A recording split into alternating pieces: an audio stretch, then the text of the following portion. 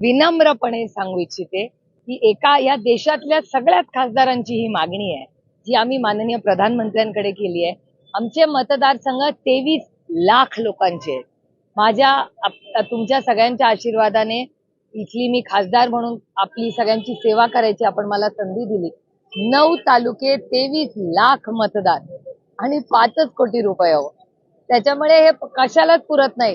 म्हणजे शाळांना पैसे दिले, रस्त्यांना दिले, तर आम्ही अनेक खासदारांनी हे मूव्ह केलं आणि आम्ही माननीय आदरणीय प्रधानमंत्र्यांना विनम्र विनंती केली आहे की आज खासदारांचे मतदारसंघ प्रचंड मोठे झालेत, लोकसंख्या वाढायला लागल्यात, त्याच्यामुळे आमचा खासदार पण वाढवा. 5 कोटी रुपये तुम्ही विचार करा, एक नगरसेवक एक ब्रिज बांधतो का 5 कोटी रुपयाचा?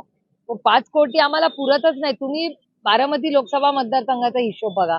23 लाख मतदार, 9 तालुके, म्हणजे लोणावळ्याच्या नंतर अंबी गावापासून इंदापूरच्या शेवटच्या गावापर्यंत एका बाजूला, इथे सातारा, इथे नगर, एवढ्या मोठ्या मतदारसंघात 5 लाख रुपये, एवढी महागाई झाली हो, असे समतात.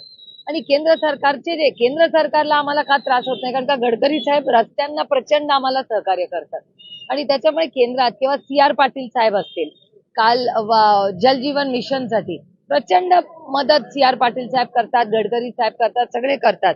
हा रस्ता जिल्हा परिषदचा होता आणि त्याच्यामुळे ह्या 5 कोटी रुपयामध्ये कुठल्याच खासदार, हे माझं नाहीये, कुठल्याच खासदारकडे काही निधी राहतच नाही.